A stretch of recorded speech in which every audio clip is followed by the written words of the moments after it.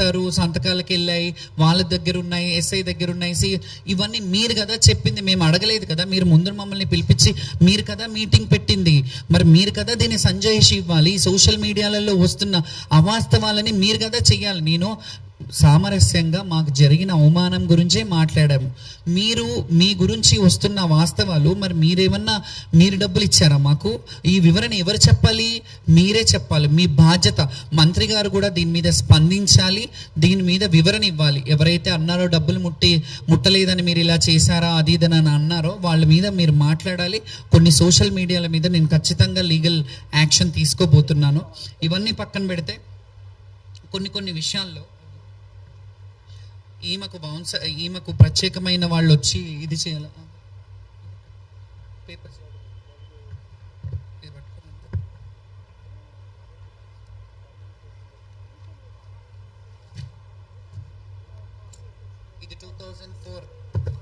ఇది 2004లో నేను బోనం ఎత్తుకున్నది పంజాగుట్టలో మా నివాసమైన దగ్గర. నగరానికి వెన్నెతిస్తున్న బోనాలు ఇక్కడ పక్కన జనార్దన్ రెడ్డి గారు ఉన్నారు, దానికి వచ్చారు 2004లో. ఏ ప్రభుత్వం ఉంది?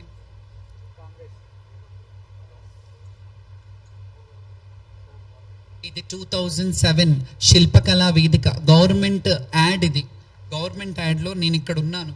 ఇక్కడ మాజీ స్వర్గస్థులు రాజశేఖర్ రెడ్డి గారు ఉన్నారు, అంజన్ కుమార్ గారు ఇప్పుడు ఆంధ్రాలో ఉన్నారు, ఆనం రామనారాయణ రెడ్డి గారు ఎండోమెంట్ మినిస్టర్ ఇప్పుడు అక్కడ.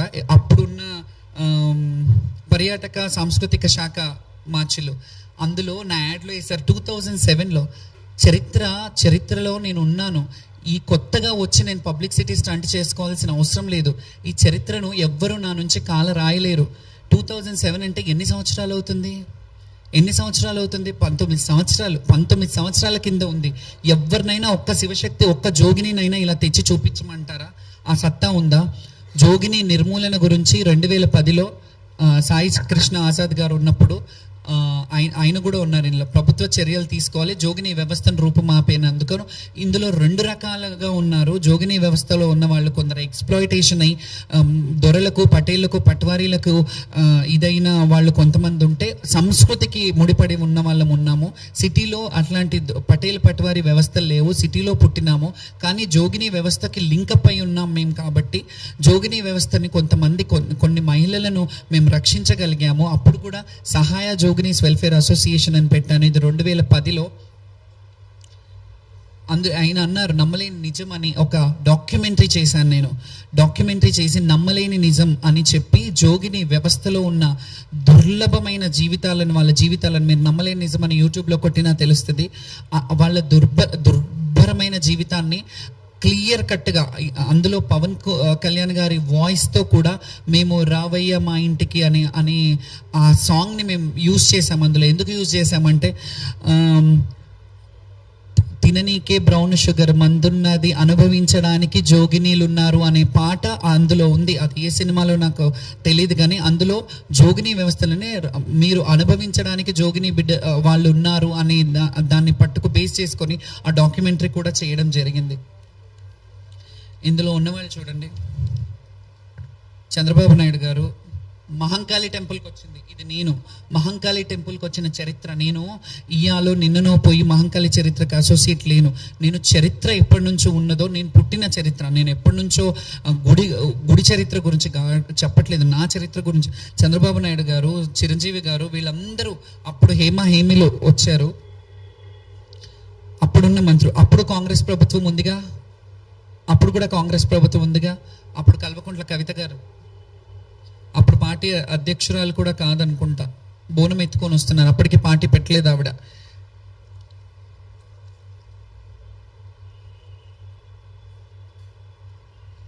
లాల్ దర్వాజాలో తల్లికి బోనం.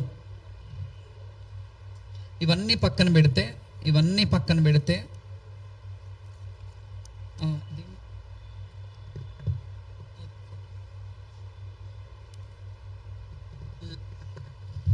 దీని గురించి మాట్లాడతాను ఇప్పుడు.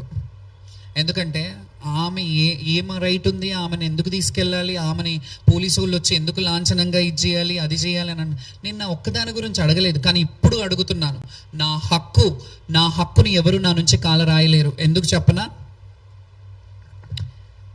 ఇది శ్రీ ఉజ్జయిని మహంకాళి అమ్మవారి దేవస్థానం నుంచి చైర్మన్ గారు, ఫౌండర్ చైర్మన్ గారు, ఎగ్జిక్యూటివ్ ఆఫీసర్ ఈఓ గారు వాళ్ళు ఇచ్చిన సర్టిఫికెట్ నాకు 2021లో. This is the certificate that Lashkar ఆడపడుచు, ఇందులో మీరు చూడొచ్చు, లష్కర్ ఆడపడుచు Shrimati Jogini Shyamala, daughter of Kolipaka Lingaiah, Shrimati Manimma, hails from Jogini family. Her excellence behaviour, చూడండి, her excellence behaviour in performing Lashkar Bonalu and Bathukamma is known to everyone in Telangana state. As Jogini Shyamala is performing మొదటి బోనం. ఇది మీరు గుర్తుపెట్టుకోవాలి, ప్రజలు కూడా గుర్తుపెట్టుకోవాలి, చూసేవాళ్ళు గుర్తుపెట్టుకోవాలి, శివశక్తులు కూడా గుర్తుపెట్టుకోవాలి.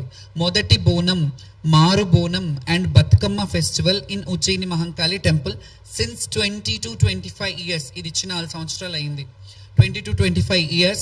Her character and conducting is very good and perfect in all the above pujas. May Goddess Ujjaini Mahankali blessings be showed on her.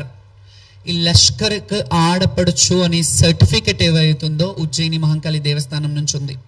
మీ ఇళ్లలో ఆడపడుచులకి అన్యాయం జరిగితే అడగరా, మాట్లాడరా? వాళ్ళ ఆవేదన ఒక ఇంటి మీద అన్ననో తమ్ముడో అక్కనో చెల్లునో వాళ్ళని ఇబ్బంది పెట్టినప్పుడు వాళ్ళని అడగరా? నేను అడగడంలో తప్పే ఉంది?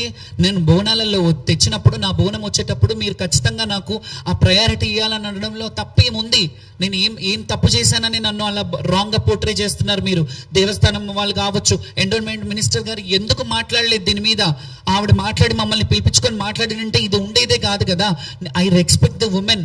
ఒక ఉమెన్కి ఎండోమెంట్ మినిస్టర్ ఇచ్చారని సంతోషించా, ఆవిడకి వెళ్ళి రిప్రజెంటేషన్ ఇచ్చా. కానీ ఇవన్నీ జరుగుతున్నప్పుడు ఒక మహిళగా ఉండి ఇట్లా కాదమ్మా, మమ్మల్ని ఒక బిడ్డలాగో ఒక చెల్లిలాగో మీరు ఆదరించవచ్చు కదా. మేము ప్రాధేయపడుతున్నాం కదా. ప్రభుత్వాన్ని మేము మిమ్మల్ని తిట్టలేదు, మేము మిమ్మల్ని శాపనార్థాలు పెట్టట్లేదు, కానీ మా మనసుకున్న కలకల తగులుతుంది. అది మీరు జాగ్రత్త పడాలి. మా మనసు వేదనని మేము ఎవ్వరి డబ్బులకు, ఇన్నేళ్ల చరిత్రలో ఏ గవర్నమెంట్ మాకు డబ్బులు ఇచ్చింది? ఏ గవర్నమెంట్ నుంచి ఒక రూపాయి తీసుకొని చేశాను? చరిత్రను మోసుకొస్తున్నాను నా భుజాల మీద ఈ రోజు నేను ఈ చరిత్రను మోసుకొస్తున్నానంటే మీకు అర్థం కావాలి నా ఆవేదన. నన్ను డీగ్రేడ్ చేసి నన్ను ఇది చేసినంత మాత్రాన మీరు కూల్చే రకం కాదు. నేను స్ట్రాంగ్గా చాలా దక్కా ముక్కీలు చాలా జీవితంలో చాలా అనుభవించి ఈ రోజు ఇట్లా నిలబడ్డాను. 10 మందికి ఆదర్శంగా ఉన్నానంటే నేను ఉట్టిగా రాలేదు. ఈ 35 ఏళ్ళ సామ్రాజ్యాన్ని నేను ఉట్టిగా ఇచ్చేసుకోలేదు. ఈ స్థాయికి ఇది తెప్పించుకునే స్థాయికి నేను ఉట్టిగా రాలేదు. ఇది రావాలంటే ఎన్ని బాధలు పడ్డాను, ఎన్ని అవమానాలు పడ్డాను, ఎన్ని ఇబ్బందులు పడ్డాను, ఎంత మనోవేదనకు గురయ్యాను. ఇది మీకు అర్థం కావట్లేదా? ఎక్కడ పోతుంది అసలు? ఫస్ట్ ఆఫ్ ఆల్ చెప్పాలంటే ఆ గుడికి రైట్ హక్కు నాకుంది. నేను హక్కుదారిని. నేను బ్రతుకున్నంత వరకు నా హక్కు ఆ గుడికి ఉంది. నేను బోనం తెచ్చినప్పుడు ఖచ్చితంగా మీరు బాధ్యత ఉంది. మీ ప్రభుత్వం కానీ ప్రభుత్వాన్ని ఎందుకంటానంటే ఎండోమెంట్ ఎందులో ఉంది? ప్రభుత్వం కాదా ఎండోమెంట్? పోలీస్ డిపార్ట్మెంట్ ప్రభుత్వం కాదా? మేము ప్రభుత్వం అడగకపోతే ఇంకెవరిని అడగాలి? ఎవరితో చెప్పుకోవాలి? బాధ వచ్చినప్పుడు ఒక కన్న తల్లికి చెప్తారు. నేను ఇదే మాట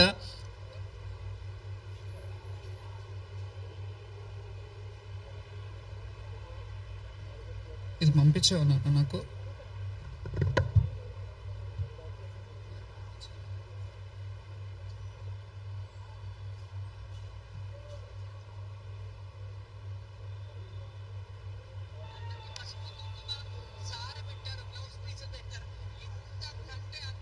ఎప్పుడు జరగలేదు.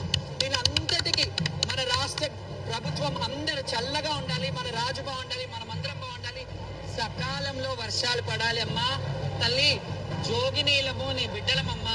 యాదేవి సర్వభూతేషు శక్తిరూపేణ సంస్థిత మాతృరూపేణ సంస్థిత నమస్తసే నమో నమ. మాత మాణిక్యాలమ్మ దేవి సమేతంగా శ్రీ మహంకాళి అమ్మవారు, అలాగే మాతంగేశ్వరి రాజశ్యామలాదేవి ఎంత ఆనందంగా ఈ రోజు పూజలు అందుకున్నారు. చాలా అద్భుతం. Thank you. ఇలాగే మీరందరూ సహకరించినందుకు మీడియా ప్రతినిధులకు కూడా పేరున నా హృదయపూర్వక నమస్సుమాంజలి. Thank you so much. జై బోలో మహంకాళమ్మకి. ఇది శివశక్తుల విజయమే కాదు, ఇది యావత్ తెలంగాణ విజయం. Thank you so much. ఇందులో ముందుగా నేను ఈ వీడియో చేసినప్పుడు ఈ వీడియోలో నేను ముఖ్యమంత్రి గారిని మా రాజు అని చెప్పాను. డెఫినెట్గా ఆయన రాజే. ఎందుకు చెప్పనా, రాష్ట్రాన్ని ఎవరు పాలించినా వాళ్ళు రాజులే. మన రాష్ట్రానికి రాజు వాళ్ళు. మా రాజు బాగుండాలి, రాజు బాగుంటే రాజ్యం బాగుంటుంది అన్న వీడియోలు మీ అందరికీ తెలుసు కదా. బాగుంటే బాగుందన్నాం, బాగాలేనప్పుడు బాగాలేదని అంటే దాన్ని రాజకీయం ఎందుకు చేస్తున్నారు? శ్యామల కావాలని చేస్తుంది. మరి నేను మీ గురించి బాగా చెప్తే మంచిది, లేకపోతే చెడ్డదన్నా? ఇదేనా మీరు ఇస్తున్న మెసేజ్ జనాలకి? మేము ఎవరి వ్యక్తిగతం కాదు, మీరు ఆ స్థానంలో ఉన్నారు కాబట్టి మిమ్మల్ని క్వశ్చన్ చేస్తున్నాము.